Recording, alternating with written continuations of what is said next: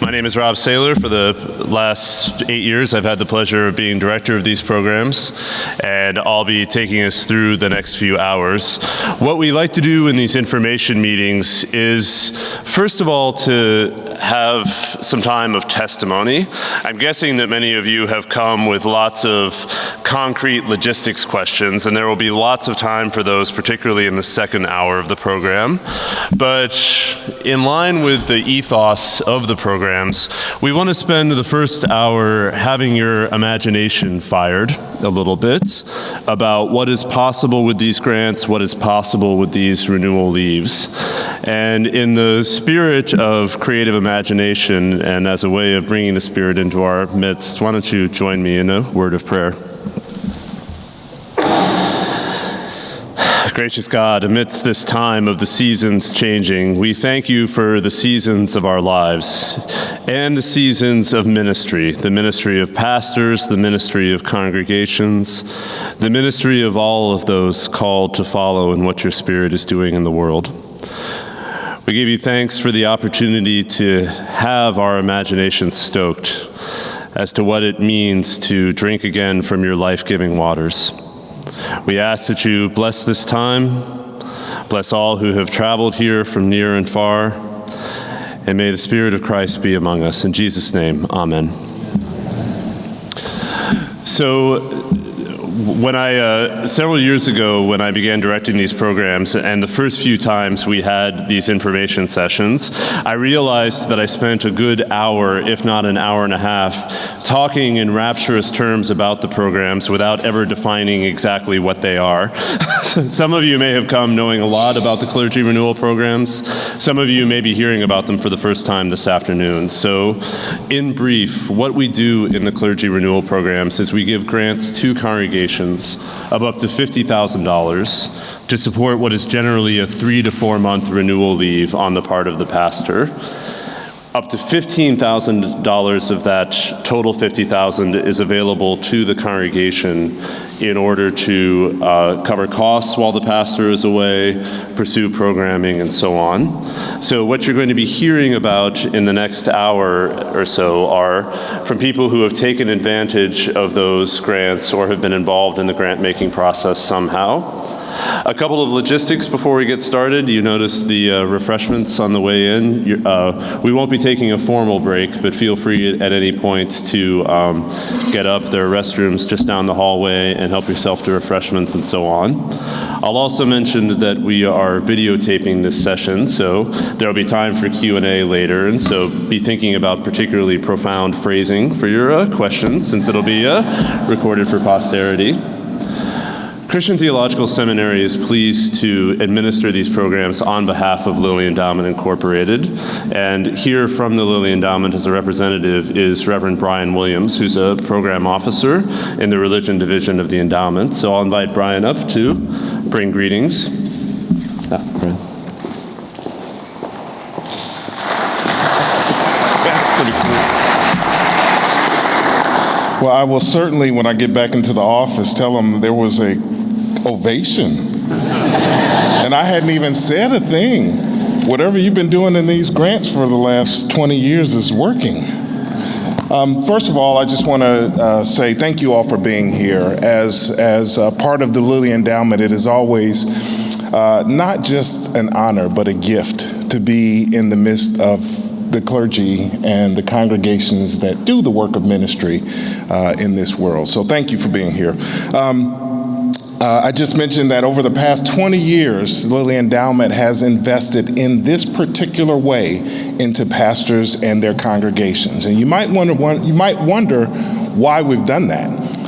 And first of all, as a pastor, I can honestly say Lilly Endowment cares about clergy. I mean, honestly, we recognize that if it were not for the clergy, then we would not have the leaders to lead these awesome congregations and communities that we have. As a matter of fact, it was our chair at the time, Tom Lofton, who simply made a charge to the religion division and said, come up with something that will help renew and revive clergy so that they can thrive and be their best selves. That came from the top of the house, so we do care about clergy. Another thing I will say we learned over these past more than 20 years is that research has taught us that clergy do some of the hardest work, and not only is it hard, but it's often unrewarded. And now what do I mean by that? What I mean by that is that pastors are constantly pivoting from one thing to the next. You know, if you go to the hospital, then you got to get ready for a church council meeting. Then you got to do a Bible study prep. Then you, by the way, Sunday's coming, you know, that kind of thing. It never ends. And so in this constant pivoting from one thing to the next, there's an appreciation for clergy, but when do you ever get a chance to just practice Sabbath? I don't know about you, I used to preach Sabbath all the time. Now, had my congregation really challenged me on how much did I really practice it, that would have been a different thing. Matter of fact, Dr. Matt Bloom at University of Notre Dame, he did this. He works for the Mendoza College of Business at Notre Dame, and he studies vocations and how people behave in them. And he's been studying pastors for over 10 years. And he said this: being a pastor is a tough, demanding job, one that is not always very well understood or appreciated. Therefore, the congregation plays a vital role in a pastor's well-being. Now, Matt Bloom used this really insightful illustration to talk about the role of the pastor in the congregation. He said, if you think about a stage act, there are three things that happen on the stage. There's front stage, where pastors are often at their best. That's where they feel invigorated. You know, they get to stand up and do what they do. Pastors are great at being front stage. And then there's backstage. Backstage are all the other things that need to happen in order for the front stage to be successful.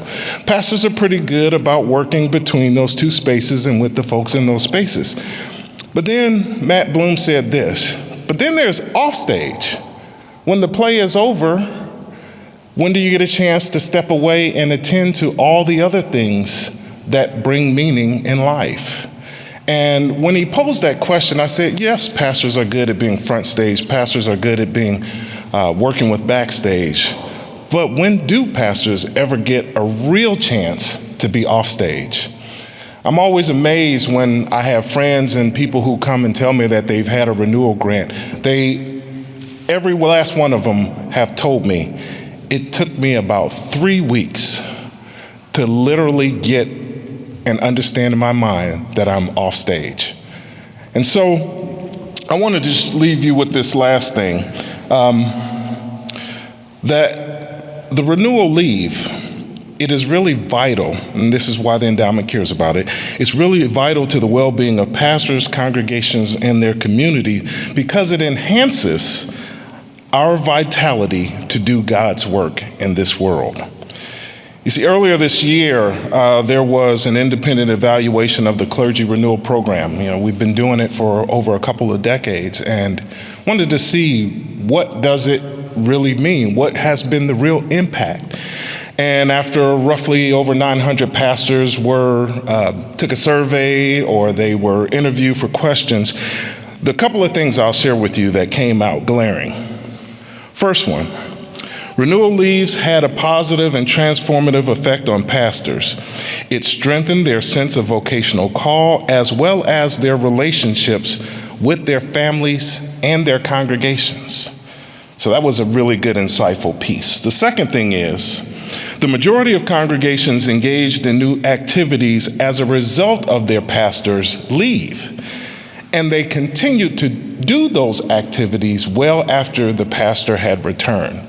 So there is a lay leadership development aspect to this program. And then finally this, even the congregations that did not receive a renewal grant, they figured out some kind of way to make sure their pastor, after going through this application process, to make sure that there was some kind of leave built into the pastor's time with that congregation. So that speaks volumes to us, because even when a congregation doesn't receive a renewal leave, they still find a way to make sure their pastor has some structured time away. it says to us that not only is it important for the pastor, but it's important for the health and the vitality of the congregation. So on behalf of the Lilly Endowment, I want to thank you all again for being here and for just being at this stage and at this point in your journey. I wish you well. God bless.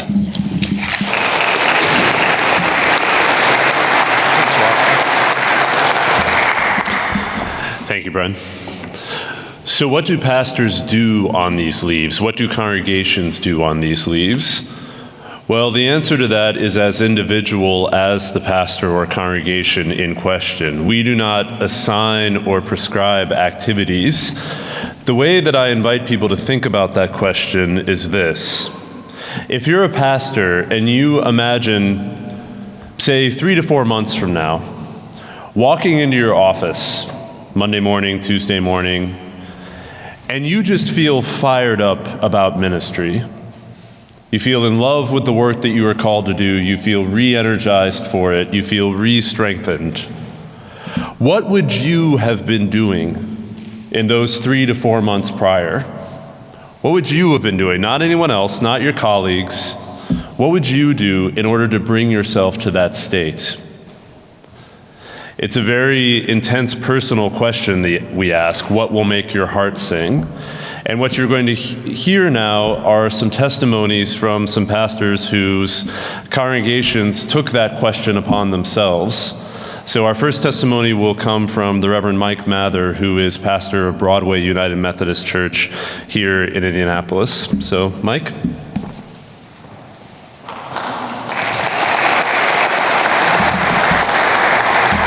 Thanks for inviting me to share about this. I love the work I do as a pastor. I've been a pastor for 34 years now, and I've received 2 of these Clergy Renewal grants. One when I was pastor at a church in South Bend, Indiana, and I'll say more about that in a moment. And then the other when my second one when I was here at Broadway in Indianapolis. Though perhaps I should explain, just in introducing myself, that a year out of seminary, I was sent to work as the pastor at Broadway United Methodist Church in Indianapolis on the pastoral staff. And then 5.5 years later, the bishop moved me to Broadway United Methodist Church in South Bend, Indiana. And after 11.5 years, the bishop moved me back to Broadway United Methodist Church in Indianapolis. So I guess they think I can only serve churches named Broadway. But I love my work, and I do, and I often think of that passage of Scripture that's meaningful to me from John 15, when Jesus says to the disciples, "I came that my joy may be in you and your joy may be full." And honestly, the Clergy Renewal Program has been one of those places, as well as my work, where I have known my joy to be full. So I was in the first group of people who applied for grants to the Clergy Renewal Grant, I think back in 1999. And a colleague of mine had seen an advertisement in the paper and sent it to the chair of my staff parish committee. And they said, "You really should think about this for your pastor." I'm not sure if he was wanting me out of town or what exactly was the point of that at the moment, but he did that. And so they came and talked to me about it. And I thought, well, I'm pastor of this little congregation, 70 members. They're not going to pay any attention to this, but I'll go ahead and write this. It was in a low-income, low-wealth neighborhood in South Bend, Indiana, and I was doing work in that place. And I thought, if I could go anywhere, what would I want to do? And so I thought about, well, I'd like to go to India. I've read about that as a kid, but I've also thought, what would it be like to go someplace where people really have nothing and yet are doing something, and there's some life and energy there? So I thought, okay, I'll put in that I'll go there. And I put in a month in there. And then I thought, oh, I really love the Ghost Ranch out in New Mexico. I'd been once for a couple of days for a gathering. I thought, I'll say, I'll go out there and we'll spend a couple of months and then come back. So I fill out the application, but then, it's suggested, talking with so staff parish have been talking about it, but we're a little congregation. So we decide to have a congregational meeting about it. So we do, and they said, 3 months isn't long enough for you to be gone. Again, not quite sure how to take that. But they said, look, if you're going to go to India, that's a long plane ride. If you're going to go there, a month there is not going to, you're barely going to get over jet lag, so you should go at least for a couple of months. And if you're going to go out to the Ghost Ranch, don't just spend 2 months there, why not spend 3 months? So we ended up with a proposal for 6 months. Now, I had not worked for 6 months since I was 12 years old and had a paper route, right? And so we send it off, and we get a note, and I get a phone call, and the phone call says, you're going to get this grant. And I said, you're kidding me. And I said, no. And I said, oh my God. And he said, and so like I put in the budget, so much for being at the Ghost Ranch. It was probably, I think, like $10,000. I didn't know how much they would charge to be out there. And so I called them and I said, well, they said I could be out there. We'd like to be out there for 3 months. Well, how much is it? And they told me an amount, which it would end up being more than $10,000 for 1 month. And I was like, oh no. And they said, well, tell us what you're doing. And so I told them, and they said, well, yeah, this sounds like something we should do. So yeah, $10,000 for 3 months. I thought we were going to negotiate, and I'd been really bad. I'd started with the number I had rather than the number I wanted to, right? So here we were, and we go off and we fly off to India, and it was like no place I'd ever been. Have any of you ever been to India before? It was like, a couple of you. Yeah, it's like no place I'd ever been before in my life. And we get there and it's in the middle of the night, and we get out to the car, and the streets are packed, even at the middle of the night, in Mumbai. And we're taken to, a taxi driver takes us to the hotel where we booked ourselves, and we go in. Our boys at the time were 5 and 10 years old.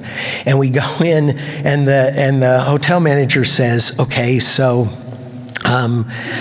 we have a room for you and your wife will be here, and then the room for your boys will be in this other building. And we're like, well, no, and he says, well, all we have is this one tiny little room. And we said, we'll take it. I mean, it's the middle of the night. What are we going to do? Wander around a place we don't know? And so we go in, and there's one bed that takes up almost all the space in the room. And we all crowd on the bed and pile our luggage for 2 months that we've got around there. And the lights go off, and I say to my wife, is this the dumbest thing I've ever had us do? And she said, no. And I really wasn't sure how to take that. But for 2 months we traveled around, we met people. We went to Bangladesh and visited the people who founded the Grameen Bank. We ate with families that were relatives of people we knew back in South Bend. And we saw a whole new world. It was so different for us. I mean, I remember being in Calcutta and seeing, a whole block full of people just with the identical shoe shine kits taking up every square inch. And I realized, this is why micro-lending makes sense here, because if you can just make $1, you can survive another day, and it left me with this question of, okay, what makes perfect sense where I am? And I'm grateful for that question that gave me, because it's been the question that's followed me all along the rest of my ministry is, what makes sense here? This made perfect sense in that place. How is my imagination being challenged? How is what God's calling me to being made clear in what's happening around me? So we traveled there for 2 months. We had taken the boys out of school. The teacher said, well, they'll probably get more out of doing this than sitting in the classroom, being in India for 2 months. So then we moved to the Ghost Ranch in New Mexico for the next 3 months. I don't know if you've ever been out there, but it is stunningly beautiful. I mean, the sky, the red rocks, it's just stunningly beautiful. And every day, we would do that. So we get up in the morning and we get the boys off to school. Sometime we had to take our turn of driving the kids because there weren't buses out there, right? And to the local school. And then we'd eat breakfast there at the dining hall. May I say, for 3 months there, we ate breakfast, lunch, and dinner there, and we did not do one dish. It was. But the other thing was, for those whole 6 months, we ate every meal together. It changed our lives. it changed our family's life. It changed our life together. It was incredible. And so we'd go around and we'd visit places, the state parks, and the boys would go off to school, and while they were there, Kathy and I would go for a walk in the Ghost Ranch at the place we were staying, and then we would come back and with the boys and have lunch. And then we'd go take a nap. A nap. It was awesome. And then we'd go on another hike, and then we'd go to dinner. I got a chance to talk to some other people while we were out there. I'd set up to interview and chat with a woman named Maria Varela. She won the MacArthur Genius Grant Award for the work she'd done in Los Ojos, the lowest income county in New Mexico, and she'd done incredible work there. And I had dinner with her one evening, and we just sat and talked about what she had learned and what she made her think about. And I told her what her work made me think about, and we shared ideas, and it's been a friend now I've had for these 20 years, nearly 20 years because of that. And I got a chance to talk to other people who were out there. But the big thing that made that difference is all that time with our family, just being together in that place and way, eating together, walking together, listening to each other together. I mean, it changed our lives. So I get moved in 2003 to Broadway Church here in Indianapolis, and after a few years, applied for another Clergy Renewal grant because, most of us in here are from Indiana, right? We can do that. And so applied for the second trip, and this time we wanted to go to South Africa. So, by the way, I should say, back to the congregation in South Bend, they, during the time I was gone, threw parties all the time. Like every month. I hope it wasn't because I was gone, but they threw parties. That's what they did with their money. They threw parties, and they gathered together and had a good time. So, the congregation in Indianapolis, I thought, well, let's go to South Africa. So we went to South Africa, and we did that for 2 months. And when the boys now, the oldest one had just graduated from high school, and the youngest one was just going into high school. And we wanted to go to South Africa. I wanted to go there because I wanted to see people who were building a society, anew, and having to do it anew. And it was incredible. I asked the boys, how do you want this to be different from, when we went to India? And they said, well, in India, we never stayed more than 3 nights anywhere. Can we go someplace and stay? It's like, yes, we can do that. So we went to Cape Town, and we spent a month. And we went to Durban, and we spent a month. And while I was there, one of the people I went and visited was Reverend Charles Villavicencio, who's a Methodist minister who worked for the Truth and Reconciliation Commission. And he said, when we went and visited him, he said, we had a joke here in South Africa in the 80s. And I thought, what was funny in South Africa in the 80s? Surely not much. And he said, there's 2 possible solutions to the apartheid crisis here. One is realistic and one is miraculous. One solution is that God will send down angels and sort us all out. That's the realistic solution. The miraculous one is that we will sit down and talk with our enemies. That changed the way I thought about ministry. I thought I'd given up on the miraculous. I was always more willing to go for the realistic than the miraculous. I needed to begin to trust the miraculous at work all around me and what God was doing in the lives of people, not only in our congregation, but in our parish around us, and begin to see and understand more deeply the ways and the wells in which God was moving in that. And so I could be a part of that. I had thought this was up to me, right? And now, through that little joke, making that trip, it was worth that whole thing to me. And by the way, may I say, when we were in Durban, we stayed in an Augustinian convent with 2 teenage boys. And when we were coming back, we were stuck on the tarmac in Chicago for a while, and this woman next to me in the seat said, so you were gone for 2 months to South Africa? Yes. How did your sons handle that? And I said, well, ask them. And my oldest son, who had left his girlfriend for 2 months to go on this, he said, well, it was pretty good. And I thought, wow, for a teenager, that's like awesome. I mean, he didn't complain about being gone or staying in this convent while we were there. But I got a chance to meet the most interesting people and hear these great conversations. And we walked in the Drakensberg Mountains, and we met people with the Diaconia Council of Churches in Durban. And we just got a chance to talk to and see people putting together a society. In almost every place, publicly and privately, we'd hear people arguing about the Constitution of their country. And I thought, wow, I don't hear. And then I realized, oh, they wrote it.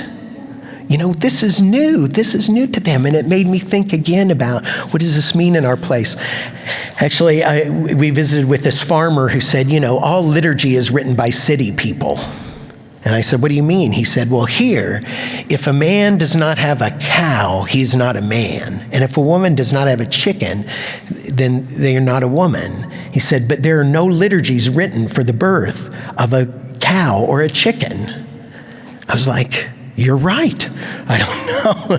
And why, you know, what am I missing in the place I am? Because while all liturgies may be written by city people, I think we're missing a lot of the things that we could celebrate all around us about what God's doing in the lives of people around us. And that's what we did with that time. And during this time, we brought in musicians and preachers came into Broadway while I was gone. And they, you know, people that I wished I would have gotten to hear and be around. I was there for 2 months, and then we were there for 2 months, and then we came back, and my wife's family has a cottage up in Three Rivers, Michigan, so we hung out. I hung out there while our oldest son got ready to go to college, and then after we sent him off to college, Kathy and I went and spent 10 days in Maine and ate blueberries and took walks in Acadia and did things like that. Both of these times, these experiences, these clergy renewal leaves we had changed us, fed and filled our congregations. We weren't exhausted or anything from the work, but we were filled completely by what we got to do and see in these places. And I got a chance to hear anew and see the congregation anew in new ways. I gotta tell you, after 6 months gone, after not working for 6 months like I'd been used to doing, I felt like I was walking through Jell-O when I came back. Everything seemed slower, but you know, I got used to it. And hopefully it's still not Jell-O to me, but just something for me to take joy in and continue to be able to see the joy of God in the lives all around me. Thank you.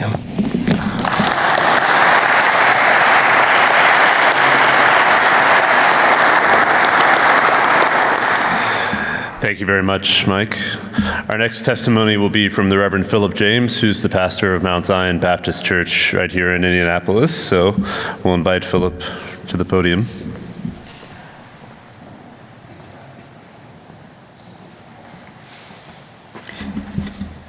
Thank you, Rob. Good afternoon. Oh, my.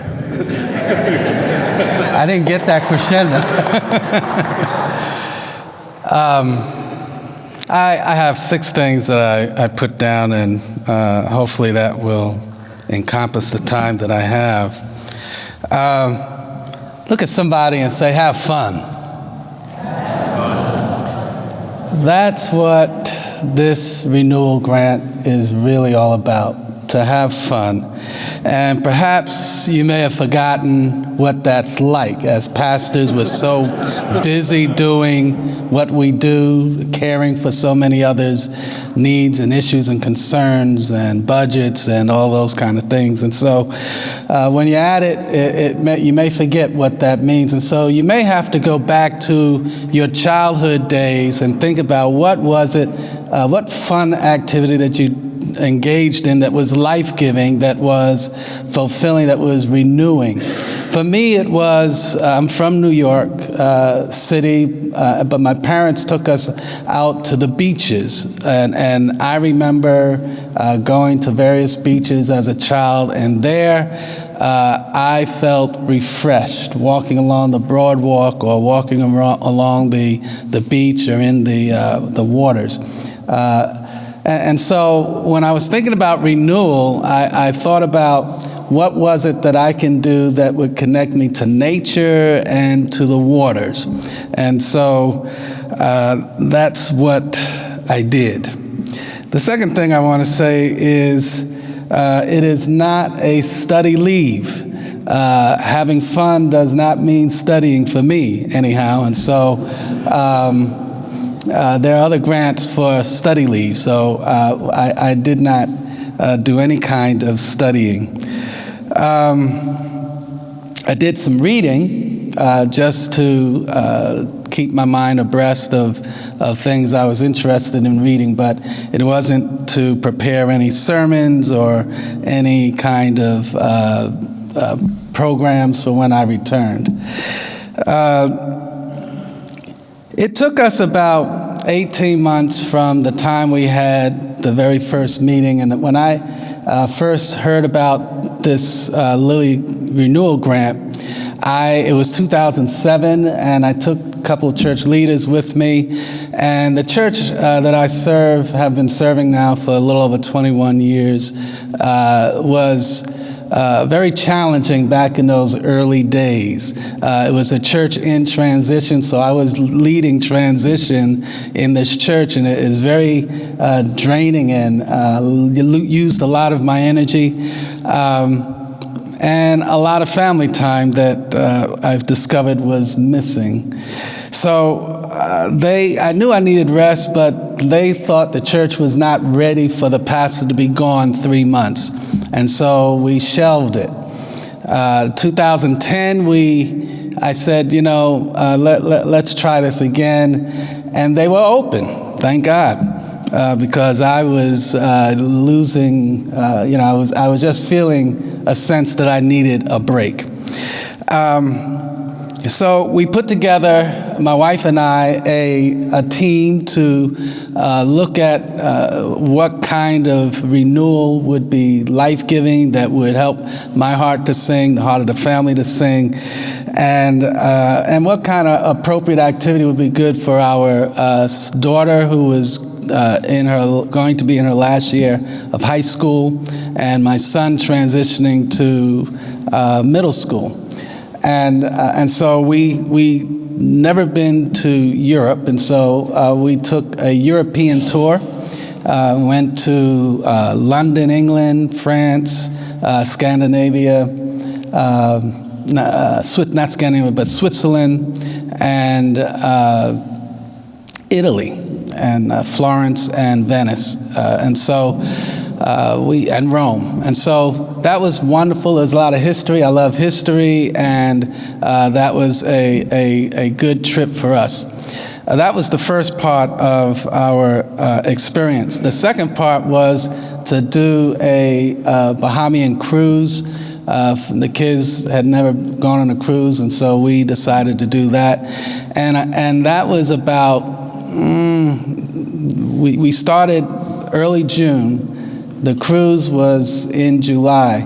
We had already been to Europe, but I tell you, I did not feel a sense of being relaxed until I was on the beach, where at one of the places where the cruise line had a place where you can go to the beach. It was July 4th, sitting in the water in a bench, and I really, for the first time, felt like I was relaxed. My kids told me they never heard me laugh like I had laughed during that experience. But again, so we'd been to Europe, and it wasn't until the time of going on that cruise. And what I'm getting at is, as pastors, we operate at such a high level of intensity, we don't even know we're operating at that level.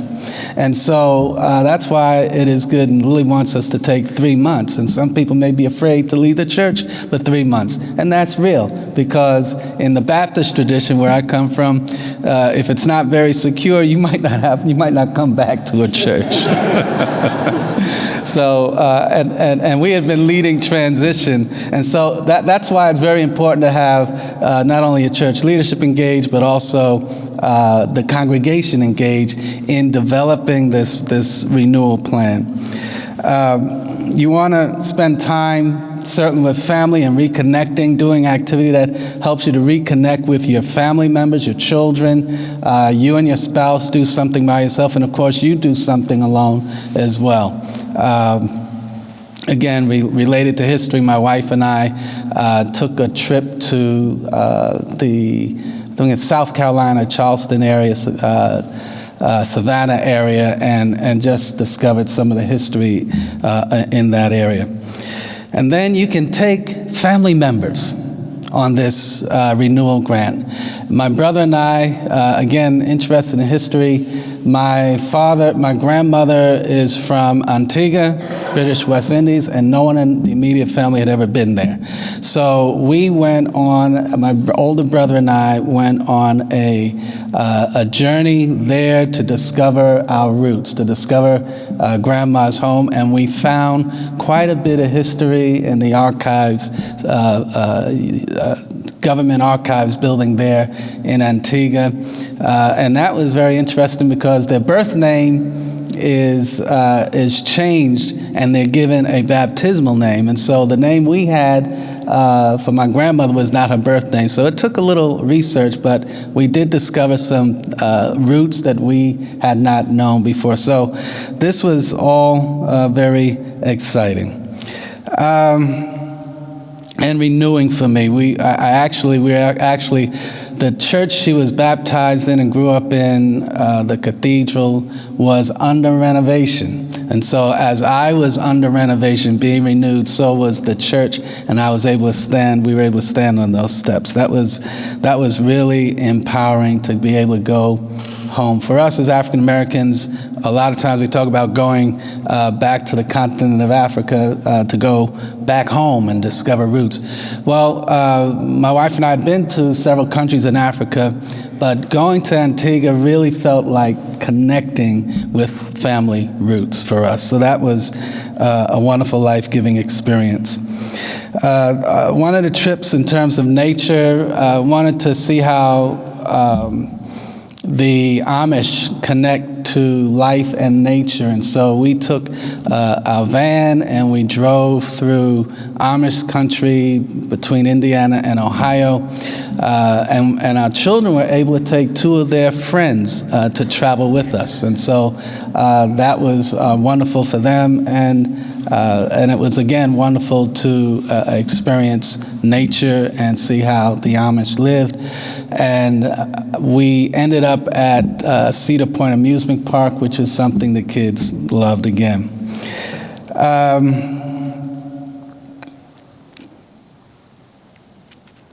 The other thing I would share is that as you prepare your renewal, you want to do something so that the church can mirror what you're doing in some way, some possible way, so that when you come back, you have something to share with one another about your leave and their time of renewal and refreshing. So it's renewing for you, it's renewing for the congregation, and when you're gone for a period of time, it does help you to know where you have to get to know one another again. And so those stories that developed, and then the fact that they were able to lead and carry on without the pastor is very life-giving to the congregation. We were able to have an interim minister come and share with the congregation and other speakers as well during that period of time. And the final thing is, you want to take 3 months. You don't want to shortchange yourself. 3 months or more. Really, it really becomes 4 months because you need 2 weeks to get ready to leave, and then you need about 2 weeks to enter back in to life of the church. And so I'm grateful for the Lilly Grant. We received it in 2011, and we actually took our journey 2012. And I was very much renewed. The family was strengthened by the experience. The church was strengthened by the experience. And I just recommend and hope that all of you can engage and go because it is very much life-changing. Thank you.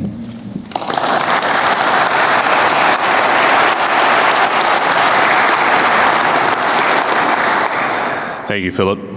Our third and final speaker before we pivot to talk about logistics will be someone who's been a real friend to the program, an ambassador for the program in multiple respects, the Reverend Monique Crane-Spells, who is Director of Admissions here, works with the Disciples of Christ on a number of judicatory projects, and again, is just an overall friend of the program. So, Monique?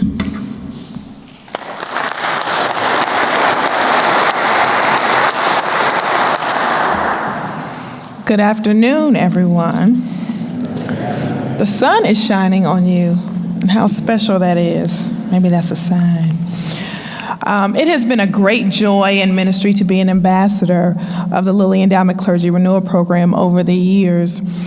It is a gift to hear from pastors from all over the country, hearing their dreams and hearing their heartaches and their vulnerabilities. It is really a sacred experience to be able to engage the body in this way. What a gift this program has been, holding space in a tangible way, holding tangible space and solidarity for clergy women and men across the spectrum of congregational life, both senior pastors and associate pastors. When I talked last time this year, I remember centering my remarks around the beauty of God's abundance, encouraging pastors to explore this as a motivating impression in their engagement of the Clergy Renewal program. From discerning alongside church leadership to drafting the application, from pastors proposing experiences to the congregational renewal, I hoped that this nurturing charge to holy assessment of beauty would foster vibrant brainstorming and symmetry with the program's intention. That was kind of what I was hoping last time. But as I was reflecting about how I would pick up where I left off, what was my meaning of the beauty of God's abundance? Now, mind you, I had just, as Rob was saying, this is what time we're going to be on, what day and what time we're going to be on. I had just come out of concluding a very rapid reading of Ta-Nehisi Coates' new book, Water Dancer. And so I was very much, everything was firing. Everything was firing in really good, beautiful ways. But what was my meaning last year about the beauty of God's abundance? And my thoughts were that it would be everything that engages our senses, right? Everything that provides oxygen and safety to our spirits. What makes our dreams come alive?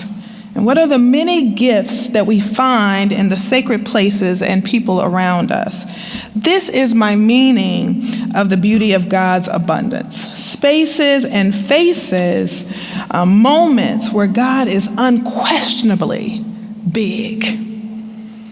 Even big in quietness and stillness. This is what I mean by the beauty of God's abundance.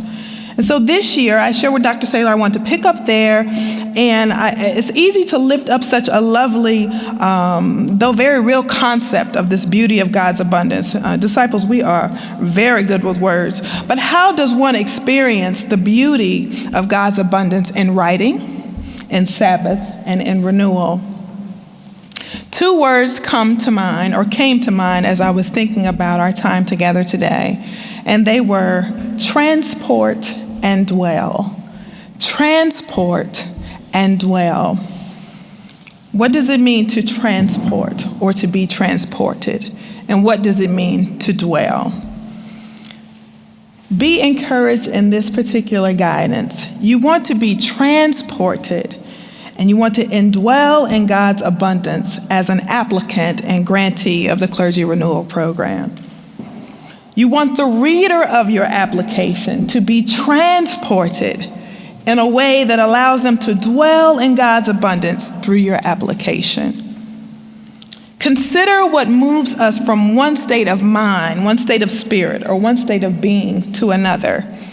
Consider what nurtures congregations to move from one state of mind, one state of spirit, and one state of being. Could it be food?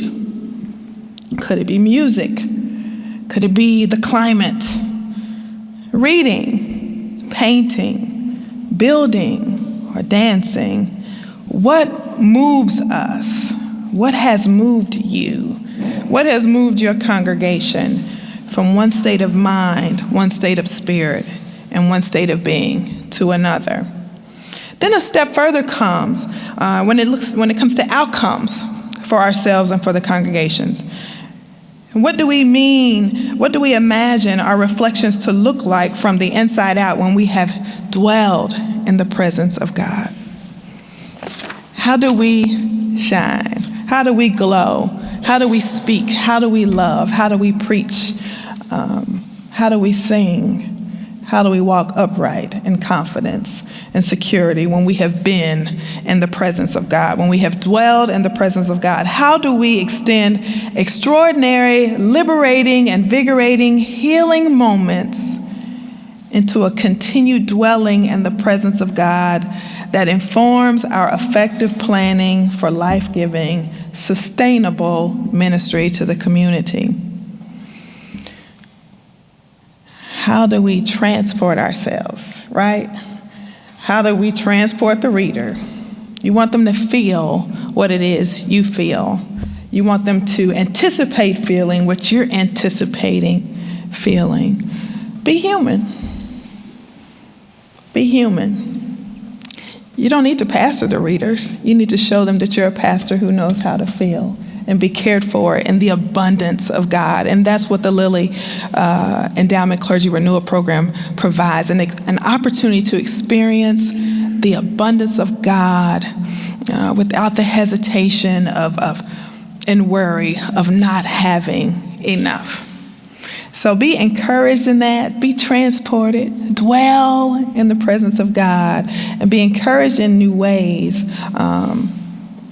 to see things differently, the possibilities of ministry, of your congregational life, of your life with your family, with your friends, with your spouses, with your children, with your significant others. Be encouraged to see the possibilities of those relationships differently, because there is enough. The earth is the Lord's and the fullness thereof. Take part. Amen.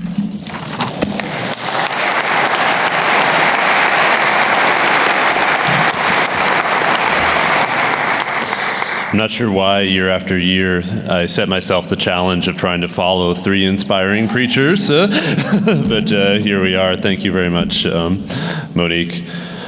We're now going to pivot. I hope that you have, in fact, been inspired and, as I said, had your imaginations fired up a little bit about what is possible with these grants. Let me just highlight a couple of takeaways that I hope are particularly underlined for you.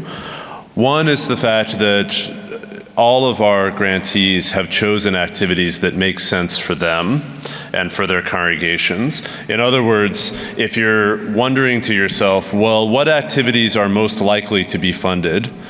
The honest answer to that question is the activities that make the most sense and speak most directly to the heart of the congregation and the pastor. And if I say so myself, we have readers who are very good at discerning whether the application is putting forth that kind of activity or whether the application is somehow trying to guess what it is that we want to hear. For all sorts of reasons, I encourage you to do what these folks did and find the activities that speak directly to the heart of the pastor and congregation.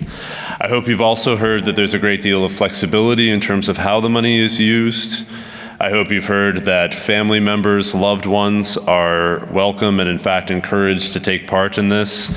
We're very aware that pastoral ministry is something that impacts not only the pastor, but the pastor's circle of loved ones, family, and so on. So if it is life-giving to renew those relationships as part of this leave, then we hope that you'll take that opportunity as well. I'll have more to say in a few minutes in our question and answer period, but what I'd like to do now is to invite up someone that I'm sure most of you have had the pleasure of interacting with already, our Associate Director of the programs, Reverend Callie Smith, who is the czar of all things online application, logistics, and so on. So she's going to spend some time and take you through some application procedures themselves. Good afternoon. I'm going to take just a couple minutes and ask us to look at the handout that's titled Online Application Overview. And if you didn't bring one, there are a few extras against the back wall. So as the title suggests, you do have the option of applying online. This handout is also available online if you would like it. But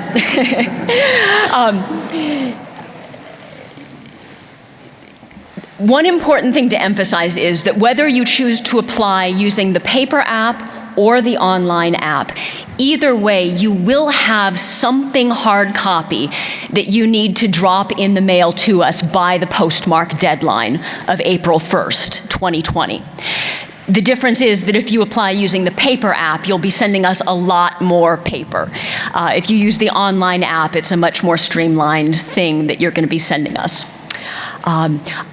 I would encourage you to take a look. Once you create an account in the online system, you can log in and out as many times as you would like to work on the application. And if you want to log in and take a look and you decide that you don't want to do this, it's not a problem. You can apply using the paper app. So I would at least encourage you to create an account and log in and take a look at the online system. Item number 2 shows you a green bar that goes across the page.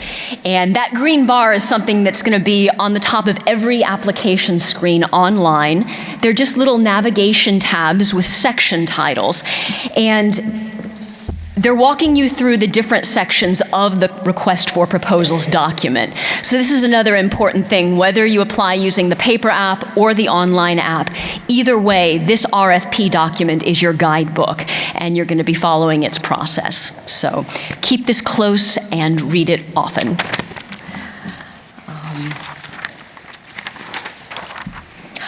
Item number 4 of the handout gives you the picture of a bright orange character count. And this is one of the key differences between the two approaches to applying. If you apply using the paper app, your narrative essays are going to be limited to 10 pages, double-spaced, Times New Roman font, 12-point, 1-inch margins. So that's the 10-page limit you're going to be paying attention to. The online application has a very similar limit, but that online system is paying attention to characters. So it's looking at a 23,000 character limit. And pay attention to that orange band across the top, because if the number goes negative, it means you ran over and it won't let you submit. So that's one of the benefits of using the online system. It's helping you pay attention to certain parts of the application if you're doing it right or not. If you'll flip over to item number 7, that's another thing that is a helpful aspect of the online process. If you apply online, there is a checklist at the very end which helps you understand whether the system believes that your application is complete or not. So that can be a helpful thing as you're applying. Item number 6 is my favorite. Even though I'm up here promoting the online application, if I want to proofread, I need to print something out. And so there is a PDF tab in your online application, and you can go and print out as many PDFs as you want. It'll print out your latest content, and it'll be a chance to proofread something in the hard copy if you want. Now, that's also an important tab, because after you click the submit button at the very end, that is also the place where you're going to generate a PDF, and that's going to be your final original signatures document that needs to be signed and mailed into us by that April 1st postmark deadline. So to lift up the final 2 most important things in that last paragraph, there's the postmark deadline, and then there's also our email address. Please don't hesitate to reach out to us. If you have any questions about the online system, if anything's confusing or it looks like it's not working right, we want this to be as accessible as possible. So please don't hesitate to reach out and ask questions. You can read the rest of the handout on your own if you like, but let me pause. Are there any questions about the online application or anything that I've said just now? Yes.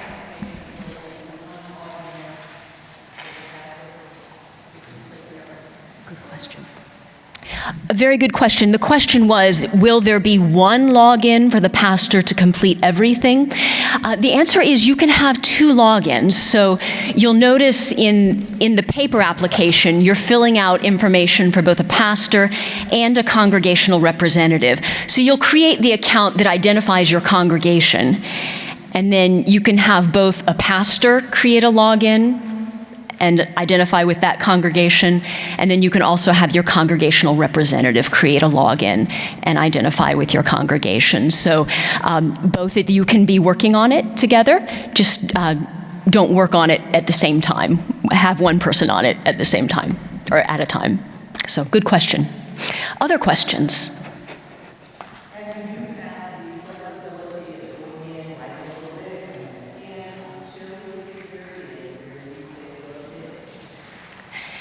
Very good question. The question is, do we have the option of logging in and out as many times as we want before the final submission?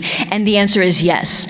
Once you create that account, you can log in and out as many times as you want, either up to the deadline or up till the time when you click the submit button. So you should be under no rush to actually complete it.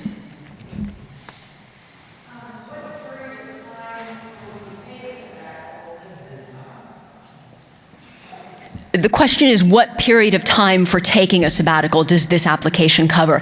This 2020 Clergy Renewal program is for funding for renewal leaves that at least begin during 2021. So we're looking that far ahead.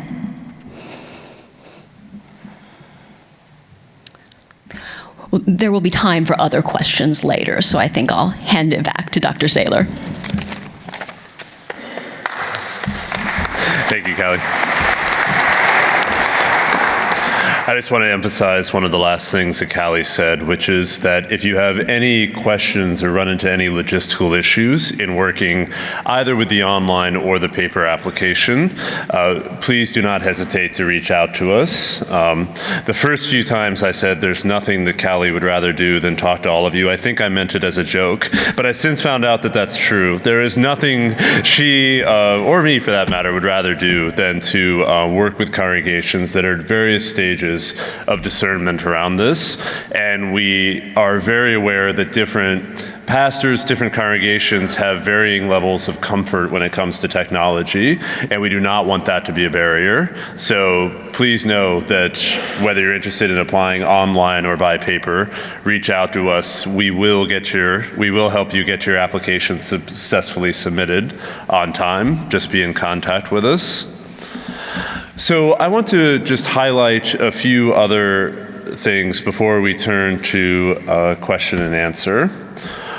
One would be, again, as it relates to the activities, another motif that I want to highlight is we look for situations of joy rather than obligation. What do I mean by that? Philip gave a good example. Some pastors are not interested in doing any formal study while on these leaves, and for a number of pastors, for a number of congregations, that's just fine. Suppose you're a really nerdy pastor who loves hanging out in libraries and reading church history, I don't know, like me when I was a pastor. If you want to engage in study, if you want to engage in skill development, or if you really want to lean into one of those really intractable, tough problems of ministry in your context, you can use this leave to do that. However, we will be asking the question, are you doing that out of a sense of joy? Are you doing that out of a sense of energy and excitement? Or are you doing it out of a sense of obligation? Either because you think, oh, I need to justify this time away, oh, this is what the congregation expects. The exact same activity can fall into either of those categories. In other words, if the pastor, say, wants to go away and learn a language in order to relate to her context better, the readers will be asking the question, is the pastor doing that out of a sense of joy and excitement, or is the pastor doing that out of a sense of obligation? And so in many ways, it matters less what you propose to do, and matters more how well you explain to us why it is that these are the right activities that speak to that place of joy, both within the pastor and the congregation. That leads to another thing that I want to emphasize, which is that these grants are applied for by the congregation, and if granted, received by the congregation, not the individual pastor. And so, as much as possible, I urge you to think of this as an entire congregation endeavor. We realize that congregations have very different sizes, very different polities, very different ways of making decisions. So whatever makes sense in your context to sort of engage a whole congregational program. But one of the things that the readers will be looking for very sharply is, what is the level of congregational support that this application has? And again, the readers will take issues of context, size, polity into account when they ask that question. But it is, in many ways, one of the most important questions that is asked, because again, we understand this opportunity to be one that encompasses the entire congregation and not the pastor. So with that in mind, I think what I'd like to do is to go ahead and open it up. Whatever questions you might have, and we'll just go from there. I'm seeing a hand right here.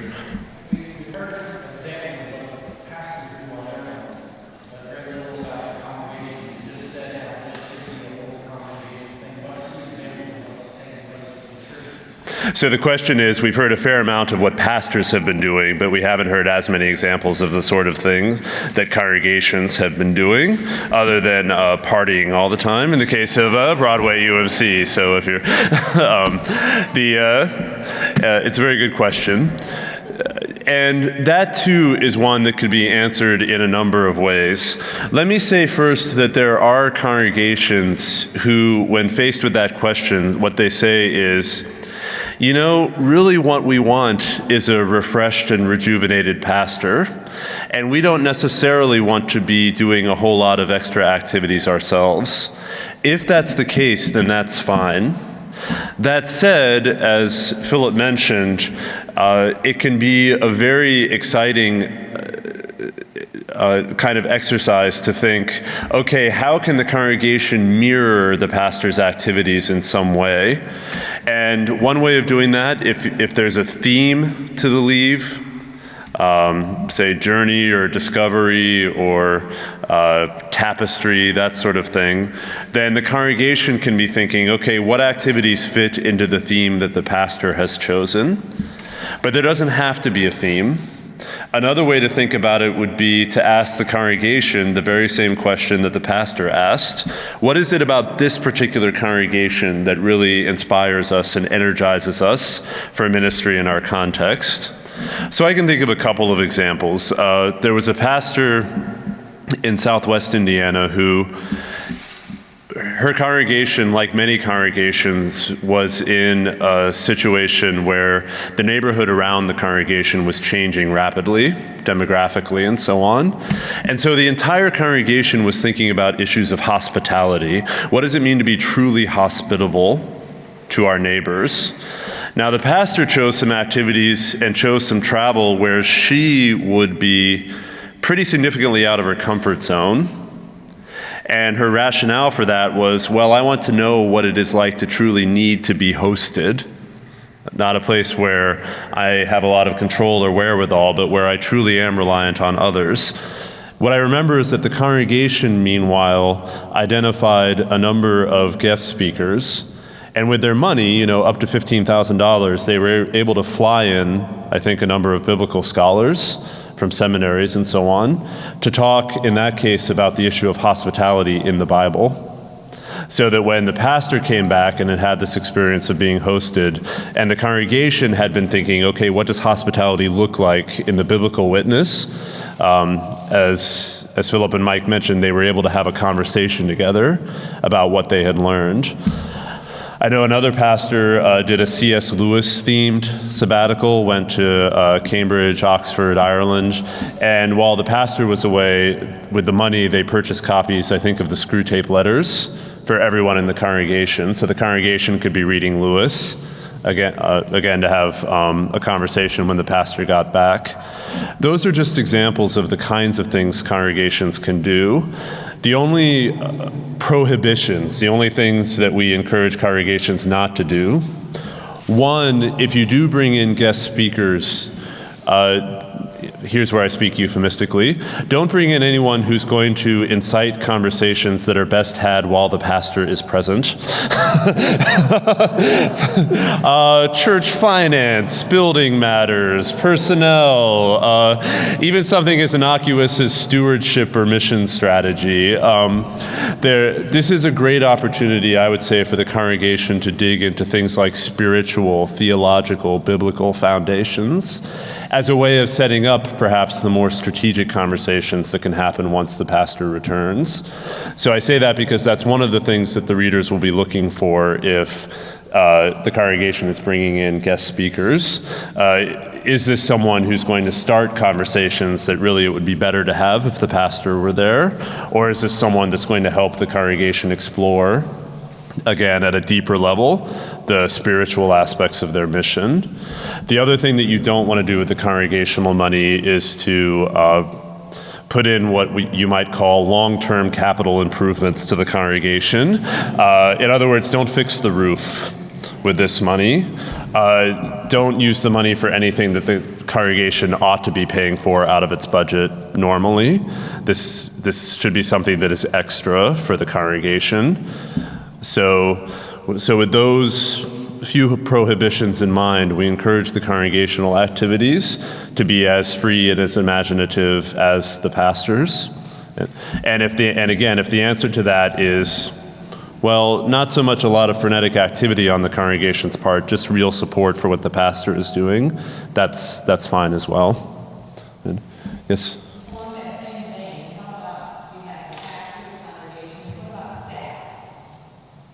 The question is about staff. Could you say a little bit more about what you have in mind?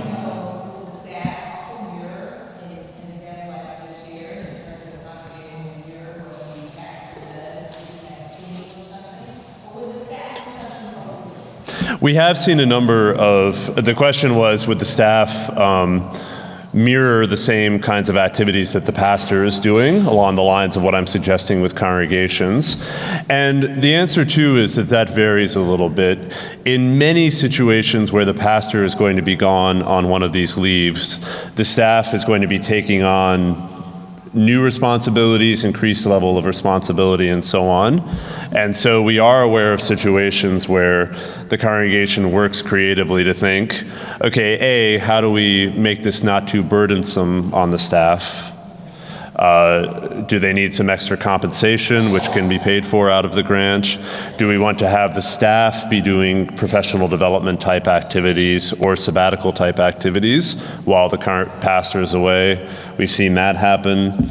I would say a congregation is free to envision that in terms of the staff. But again, that's not required if that doesn't quite fit the context of the congregation that's applying. One of our principles that we really emphasize is that we trust local wisdom. You know your congregation the best. You know your staff configuration the best. You know your people the best. We will take your word for it if you say this is what our people need in order to make this the best experience. Here. Does the 10-page narrative include the congregation activities as well as just what the pastor? It's a mix. So you'll see when you look at the application, there are places for the pastor's testimony, there's places for the congregation members' testimony. All of that's part of the 10-page narrative.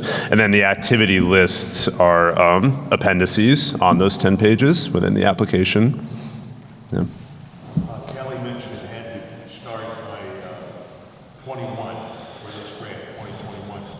How long can it extend? Can you, for example, do a month, a year for a couple of years out or something, or do you want it in a clump?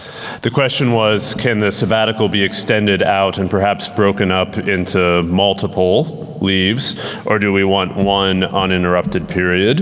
And the answer is very much the latter. As you've heard several people say, we hear over and over again that it takes pastors a good bit of time to really enter into that deep renewal leave mindset. And so experience has taught us that this is most effective when it is one long, uninterrupted leave. And to underline something that several speakers have said, it's possible, and in a number of contexts will take longer than 3 or 4 months. Sometimes it's up to 6 months or so, and that's fine. It is very rare, and I think almost impossible at this point, to have an application funded that proposes a leave that is less than 3 months. So in other words, you definitely want to hit that minimum. But if you're proposing something that's longer than 4 months, there's precedent for that, and that's welcome. Question here? I know there was mention about tax information. So it's good to sit down with the tax people. The check that goes out, does it go out to the people of the church? Who's paying the taxes? The question was about procedures for determining tax liability, along with a question of how do the finances actually work if the grant is given. As I mentioned, the grant is applied for and awarded to the congregation. So when the check goes out, it will be made out to the name of the congregation. At that point, we're very aware that congregations have different procedures for how they handle money, and we don't dictate anything along those lines. The check will be dispersed to the congregation in the name of the congregation, and then whatever procedures have been worked out between the congregation and the pastor will kick in at that point. As far as tax advice, you're not going to believe this, but church taxes are complicated, and clergy taxes are complicated. So that is why we rigorously avoid giving any tax advice on our end. There are just too many local variables from context to context. So what we encourage you to do is consult with a tax professional that you trust, who knows the clergy person situation, the congregation situation, and to go with that advice. Based on that advice, if you would like to write in a tax offset into the grant, you may do so, and you'll just tell us how it was that you arrived at that number, what sort of advice that you got. But again, there are so many local variables with that we just encourage you to talk to your accountant. And I know it's not listed in there, but we have taught, being a bivocational pastor, mentioned that if I'll take a month off, if I got to school, I can put in that income that I lose, if I lose it, I can put that in that grant. Yes, the question was about what about situations of, say, a bivocational pastor who stands to lose income from the second job if gone for this length of time. And yes, you can write that in as an offset. You can also write in if you're bringing along a spouse or a partner or a loved one, and that person stands to lose some amount of income by traveling with you. That can be written in as an offset. The number one principle there is show your work. Show the readers how you arrived at those numbers, and the readers will be gauging, okay, does that figure make sense based on what's being proposed? But yeah, we really want this money to make possible whatever it is that the pastor and the congregation will most benefit from. So for some people that means childcare. For some people that means pet care. You know your situation, and you know what kinds of costs would accrue in order to have this kind of renewal leave. And if you have any questions about whether an expense is in bounds or completely out of bounds, you're welcome to call us, and we'll give you our read on whether there's precedent for that kind of expense, whether it makes sense to us or so on. We as program staff don't decide who gets the grants, and that's partly by design so that we can work with you, give you our best sense of what the readers respond to, and you can talk to us knowing that you're not talking to someone who's going to make the final decision. Yes?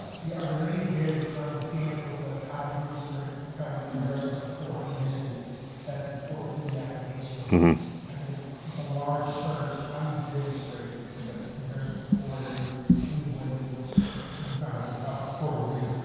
So the question is, I mentioned that congregational support is one of the main factors that readers look for. The question is, how do applications demonstrate that?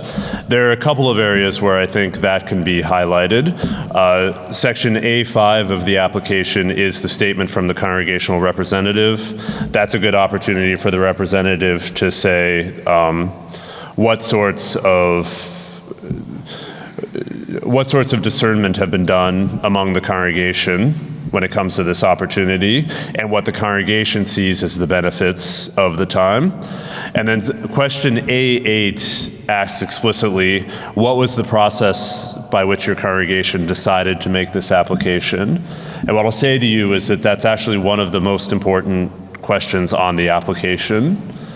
Again, we realize that decision-making around major events happens differently in a congregation of 30 people as opposed to 3,000 people or 30,000 people. What I would encourage you to do is to treat it the way you might treat, say, the decision to embark on a capital campaign. In other words, whatever mechanisms the congregation uses to deliberate about a significant undertaking, run it through those procedures. Even if it's a situation where a smaller body of the membership tends to make most of the decisions on behalf of the membership, it's still good to at least find a way to let the broader membership know that this opportunity is happening. And the reason for that is we found that congregation members don't like surprises. And if the surprise is, hey, we got this grant, the pastor's going to be gone, anybody have any questions? There's a different spirit if it's presented as a this is happening as opposed to we're exploring this opportunity. So even if it's a very large congregation, even something as simple as a notice in a newsletter or an email saying, we're exploring this opportunity, if you have any questions, direct those questions to so-and-so. That can go a long way towards educating the congregation about this opportunity, diffusing any potential misunderstandings or concerns about it. One of the things we're committed to is working with congregations around education on this front. Some congregations are very used to the notion of a clergy renewal leave. For other congregations, it's quite new. Some people it takes 2 months, other folks it takes 2 years to really get a congregation on board. First of all, I'll say I think that's holy time. I think the very process of getting up to speed on that has real value, so you don't want to rush it. And then 2, just know that that's normal, and whether the congregation is ready to apply very soon after finding out about the opportunity, or whether it may take a longer time to educate, to converse, and so on. One of the main things that we are looking for is this the right time in the life of the pastor and the congregation to pursue this opportunity? And again, you don't want to rush it. It's rare that these leaves go badly, but when they do, it's almost always because of one of 2 reasons. One, the pastor was in need of a more serious intervention. Things were unhealthy between the pastor and the congregation. And if it's a situation of unhealth, this is not the best instrument to address that. But then 2, every once in a while something slips past our radar, and it turns out that the congregation really wasn't as on board with this as what the application led us to believe. And if it's that kind of situation, then all sorts of negativity can be stirred up. So if it's a question of pushing it, even if the support's not quite there, as opposed to waiting and making sure that everyone is on board, not only do you have a greater chance of being funded in the latter case, the latter situation will result in a much better, healthier renewal experience than the former situation. Switching here, and here.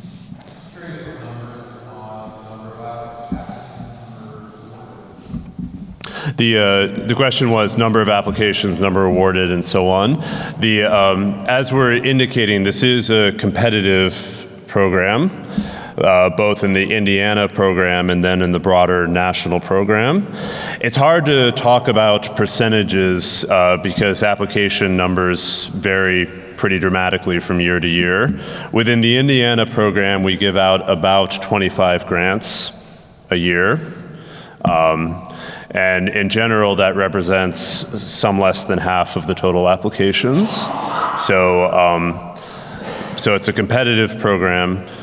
If a congregation submits an application and that application is not funded, one of the things we're happy to do is to talk with that congregation about the application, see if there are things that could possibly strengthen the application for the following year. And a number of congregations do take multiple attempts and apply multiple times. So from our end, that's all part of the process and nothing to be discouraged about. We're very aware that congregations pour a lot of emotional energy and pastors pour a lot of emotional energy into this. And so we're very committed to making sure that that's not wasted. If for some reason something's not funded in a given year, we're happy to keep working with you for as long as this is the right time to apply. Yes, thank you. Hi. A couple of questions about the application process itself. Yes. Is the application is submitted on behalf of the congregation or the pastor? How is that written? Is the pastor writing in first person? Is that where the congregation would be commenting? Or I've looked around online and some people look like they say, our pastor will be doing this, this, and this. Is there a preference as to how that's worded on the app? It's a good question. The question is, given that the application is submitted by the congregation, what voice is the application written in? Is it written from first person from the pastor? Is it written first person from the congregation? The answer is it varies, and there's no particular advantage of the one over the other. Maybe it's common for pastors to talk about themselves in the third person. I'm not sure, but whatever feels most natural and most reflective of what you're trying to convey, the readers will see both of them. I'll mention in that regard too, the readers work very hard, and we work very hard with the readers to ensure that this is not a writing contest. In other words, when I talk about explaining these things in a compelling way, I don't want you to hear that as high school English, where the best written applications automatically are the ones that are funded. The readers will be looking very carefully, and it will be multiple eyes on each application to discern, again, that question, is this the right time in the life of the pastor and the congregation to undertake this? And so write it in a way that feels most authentic to you is my best advice. One more question. Hypothetically, if you would receive an application and your people that review it are going, this is a really good application, but somebody doesn't know how to add to the budget is terrible. Is that automatically a denial, or do you work with people if you think the application is really good, but they're missing the mark, or maybe it's just other part of it? The question is, what if the readers really like an application, but the application has some kind of significant flaw, say the budget is off or that sort of thing? Do we then work with the applicant in order to improve it?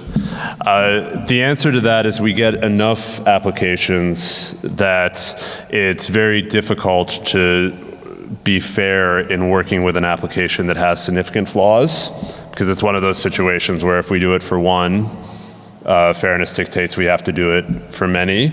So in general, the application that you submit will be the application that is adjudicated. Now, every once in a while, a pastor will make a math error. It's was not good at math. That's why I went into ministry. So, but that said, the budget is one of the more important parts of the application. Why? Because that's one of the areas where the readers are discerning, okay, has the congregation done its homework? Has the congregation really investigated what this will cost? Are these realistic numbers based on the work that's done? And that's not just a math question, that's a preparation question. That's a question of, okay, is this application proposing something that's going to be workable? So I would encourage you to give good attention to the budget and know that that will be read not only from a number standpoint, but also from that question of, okay, has the congregation and the pastor really thought this through? Along those lines, we realize that we're asking you to project costs significantly in advance.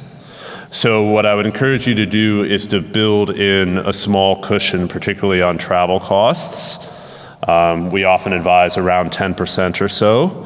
That accounts for the possibility of inflation, travel costs going up, and so on. When it comes to budget, I'll say there is no advantage to asking for less money as opposed to more. We get that question a lot. Are you more likely to fund an application that asks for $23,000 as opposed to $50,000? The answer again is there's no automatic advantage to that. We want you to have the money that you need in order to be able to pursue the activities that you're proposing. And when I've observed the readers, they're actually more likely to be concerned about something that is underfunded, under-budgeted, than something that errs on the side of making sure that that money is there. So again, show your work, tell us where the money comes, tell us where the calculations and the estimates come from.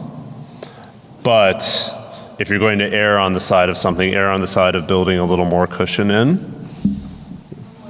Yes? We had worked on this for the last time, and one of the things that when we were working on the budget, it came over. And can it be over a little bit? And can you say that we still have fund like $2,000? So the question is, what if you've put together your leave and the leave is going to cost more than $50,000? Can you submit a budget that is for more than $50,000 and just make clear that the church or that the congregation will somehow make up the difference? And the answer is yes, and that's quite common. So if you are adding up all the expenses and it is more than $50,000, give us the total budgets, and then make clear that anything over $50,000 will be funded by some other means. You're welcome to do that. Callie? I would just make a comment about in the budget worksheets. When you're filling out the budget worksheets, please only indicate the money that you're expecting the grant funds. Only include grant funds in the budget worksheets. So if you're going to self-fund $2,000, you can explain that in the budget narrative, but please don't list it on the worksheets. Did that make sense? Yes.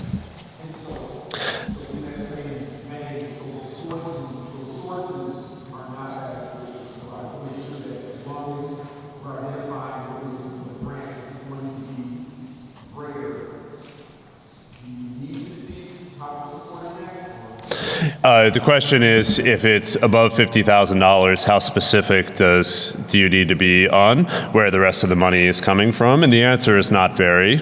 You can simply say that's the congregation or the pastor, or however you like. To Callie's point, there's a section on the application that speaks to the actual budget numbers themselves as it relates to the breakdown on the grant. You'll see it.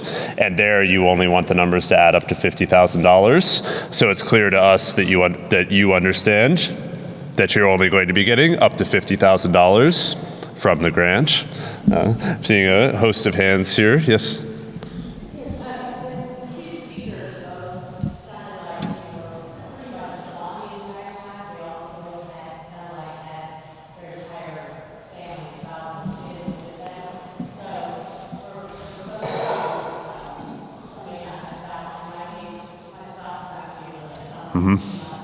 Is there any kind of preference for like how much time is actually spent, how long between outings or just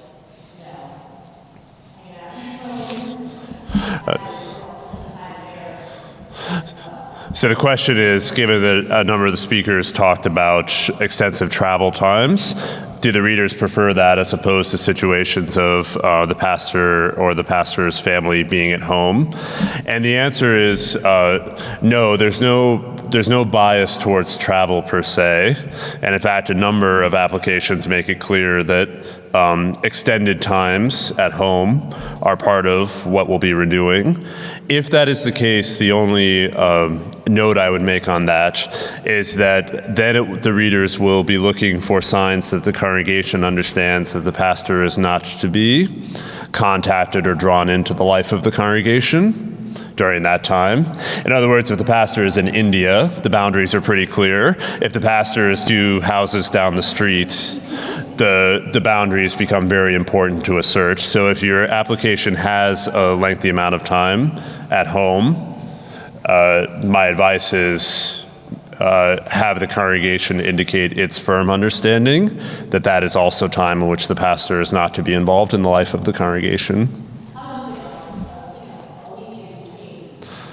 Sure. Yeah, and when it comes to periods of time in between trips, that raises a good point. Another thing that readers will be looking for is this a good energy balance that the application is proposing? I'd say a common mistake, especially that first-time applicants make, is, for understandable reasons, they just try to pack way too much stuff into this leave. It's like, we're going to be in China one week, and Korea the next week, and Idaho the following. The readers will be looking to see, okay, is this ultimately going to lead to a refreshed and renewed pastor? And if the pastor needs a vacation after the renewal leave, that's counterproductive. So now that said, we recognize that different people have different energy styles in that regard. So my advice is take a look at your proposed activities. Make sure, if you're the pastor, this actually fits not just the bucket list of all the things you want to do, but the rhythms of how it is that you truly relax. And if you're satisfied with those rhythms, then make it clear in the application, yes, here are the moments in the leave that I identify as downtime or recuperation time or so on. The more explicit you can be with the readers in that respect, particularly if you have a very travel-heavy proposed leave, then that's the advantage. Yeah. Yes, here?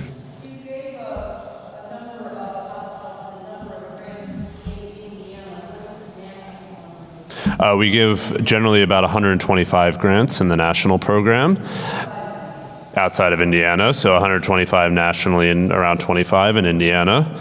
And I would say the proportions of competitiveness are about the same between the two programs.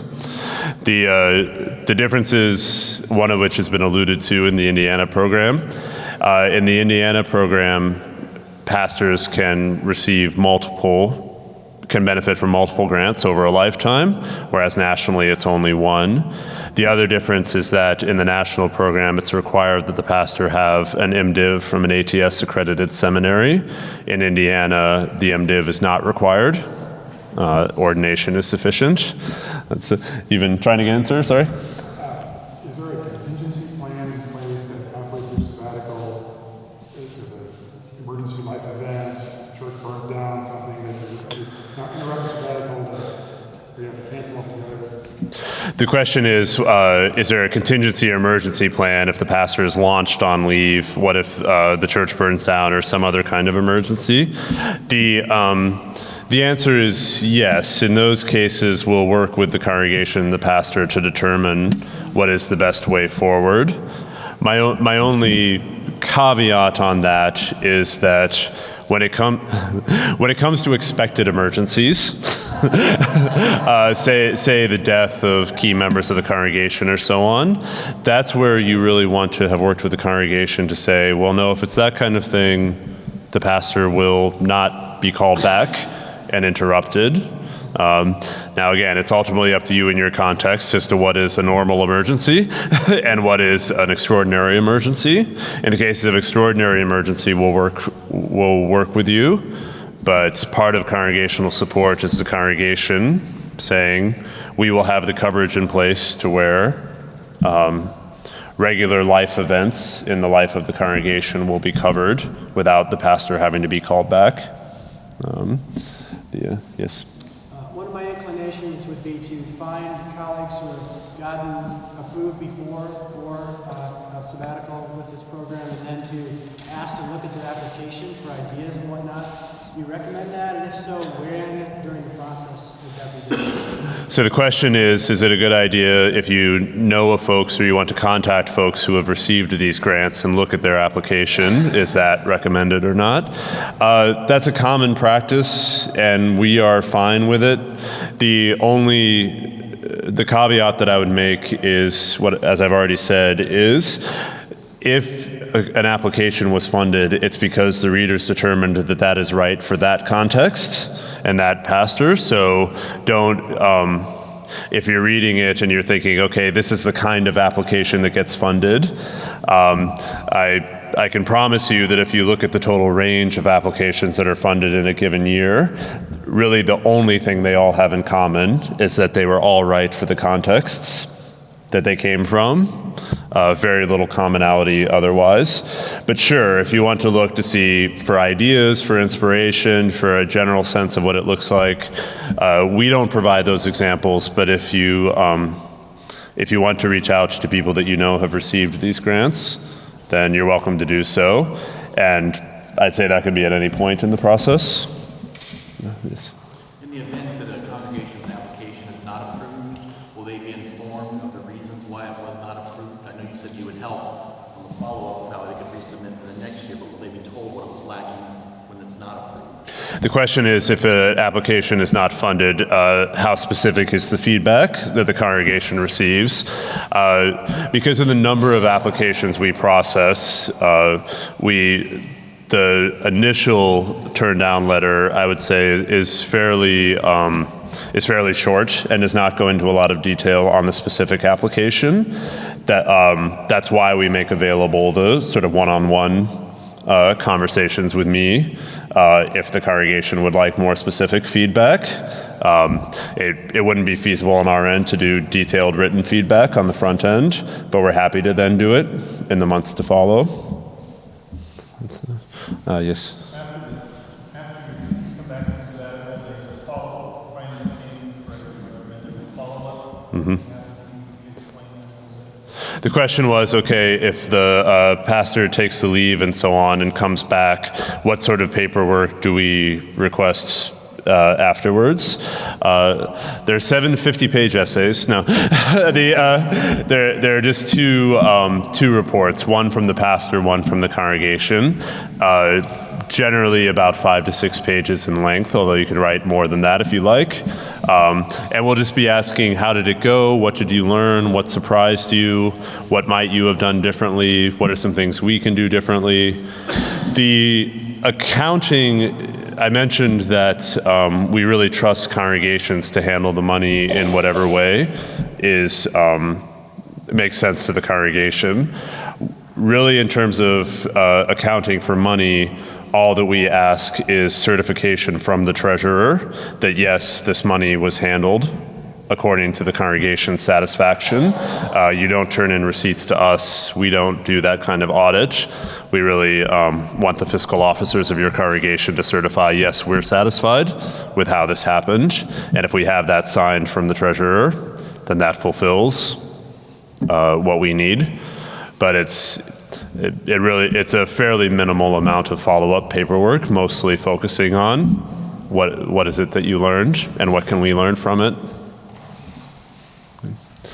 Yes?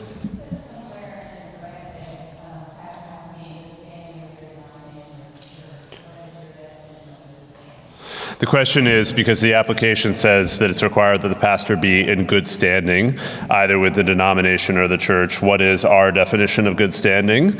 Our definition of good standing is whatever definition fits the context, denominationally, or in the case of a non-denominational church, it would be the relevant officers from that church certifying, yes, this is our called pastor. And if it's a denomination, if there's a bishop or a judicatory head involved, it's a letter from that person. In a non-denominational context, it's a letter from whatever the equivalent of a council president or a leaders board would be, certifying, yes, everything is fine between us and this pastor. Questions? Yes. Mm-hmm. The question is, okay, applications are due on April 1st. What is the timeline from there? So April 1st, we get the applications. Adjudication generally happens in June. On the basis of that adjudication, we are able usually to inform people by August, generally mid-August or so, as to whether their application is being funded. And then at that point, the leave can start anytime following January 1st, the following January 1st. So that is the timeline. Yes. So you said that travel had to begin, or the sabbatical time had to begin in 2021. So if you started in December 2021, is it appropriate that it would go, I mean, obviously, go after that, or does it have to be completed by December? So the question is, does the travel have to be completed within 2021 or simply begun? And the answer is begun. So if it makes sense to push it all the way to the end of 2021 and have some of the time spill over into 2022, that is allowed. It just needs to commence within 2021. Yes?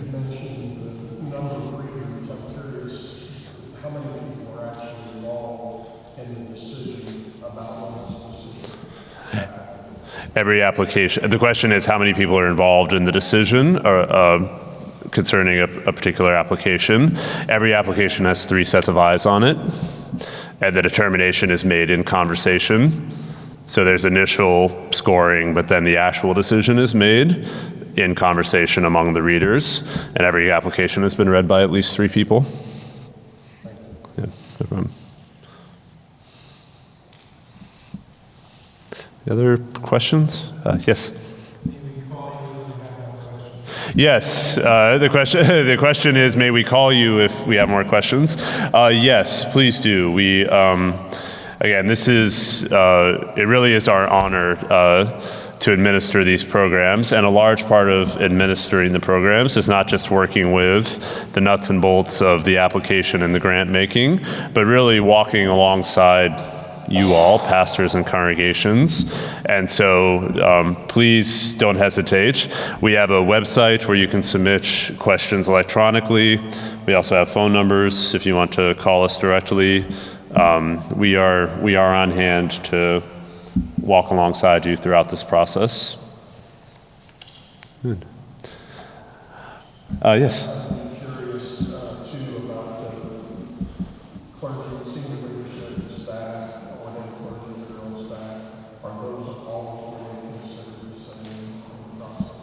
The question is, in terms of the determining where the grants are made, is there an advantage to being a senior pastor as opposed to an associate pastor? And the answer is no.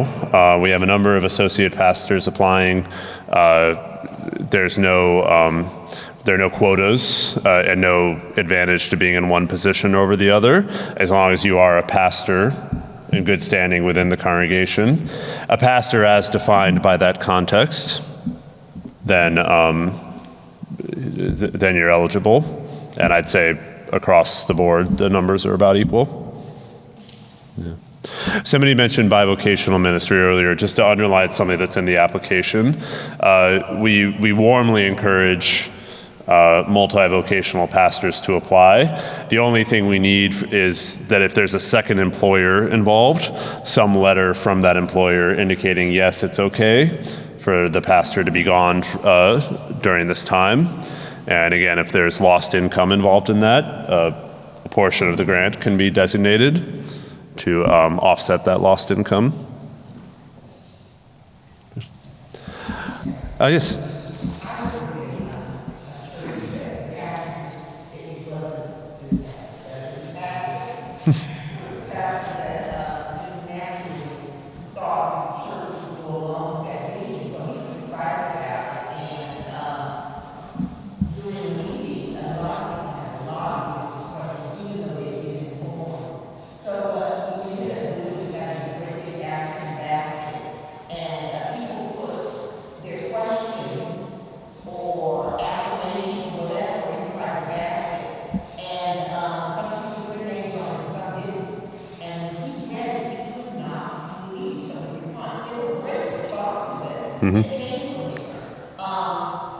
Several other meetings occurred, and the quietest person in the congregation came up with a wonderful idea that actually was an encouragement, and we got the grant.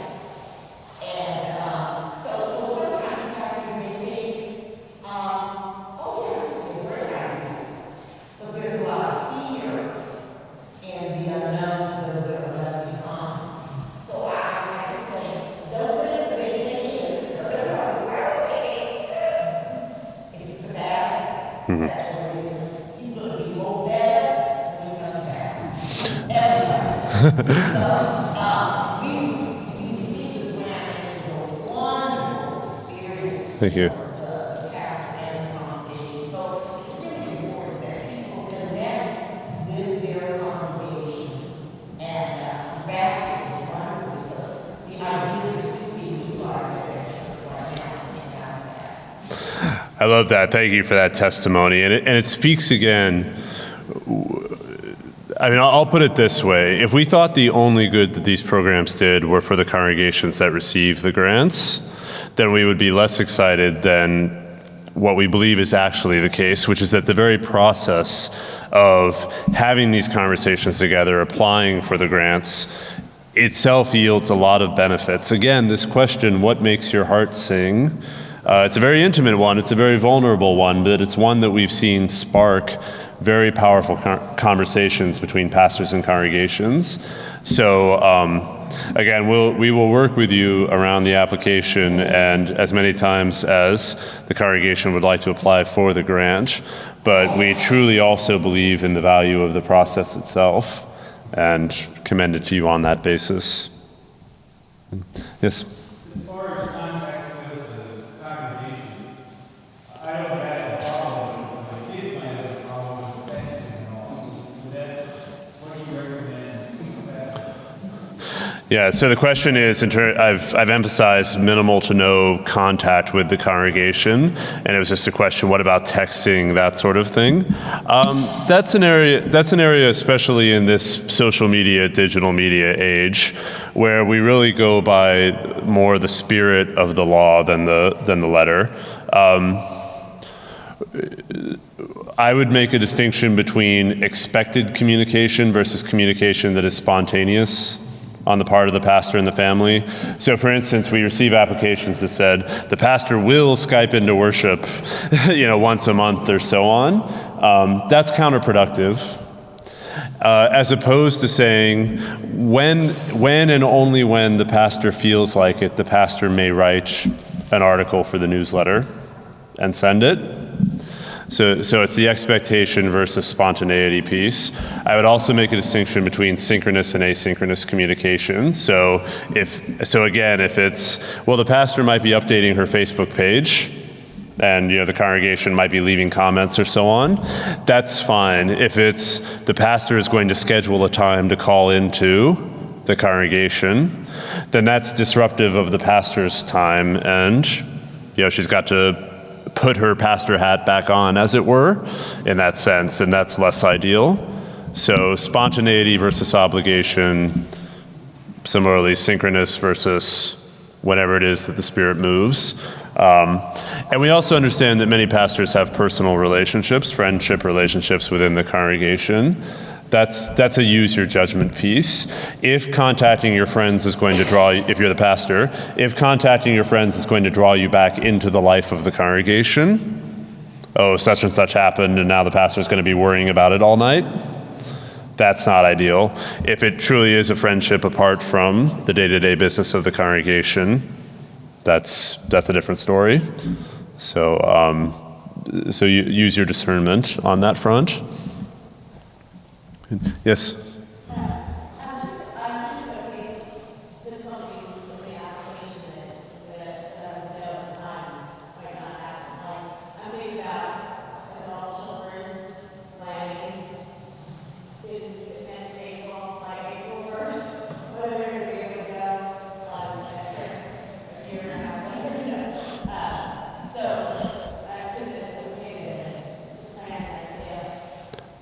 Yeah. Yeah, so it's a good question. It's given all the vicissitudes and contingencies of life, should you write the application as if something is going to happen, say an adult child is going to be available for a trip, or this particular workshop is going to be offered, realizing that the time may come and something may have changed in the meantime? And the answer is yes, and that's the right way to think about it. It's better to deviate from a well-crafted blueprint than it is to have the blueprint be fuzzy. So have the blueprint be as detailed and, yeah, I like your phrasing, write it as if this is going to happen. And then if the grant is awarded and the time comes and there need to be changes, then that's when you contact us and we work out the best strategy for addressing that. But yeah, write it with as much detail on the front end as possible, because that gives the readers the best understanding of what it is that how these activities will work. Yes? I have done 5 interns on sabbatical. Mm-hmm. And I can tell you, we have a great time when you're gone. And the congregation is really happy when you come back. Appreciate that testimony. It's someone who's done quite a lot of interim work, and the congregation has a great time when the pastor is gone, but also is very grateful for when the pastor comes back. Thank you for that. All right, well, oh yeah, one more. So back to the question about unfulfilled plans. If you get to the end of your sabbatical and find that you want to do certain things that you want to do before, and you have money left over,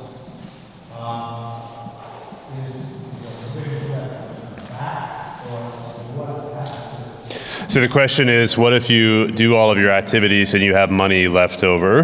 The answer is that money comes back to us, and then that is pushed back out to other congregations for to have these leaves. So you use as much of the money as you need. If there's an excess, it will go to another pastor in another congregation.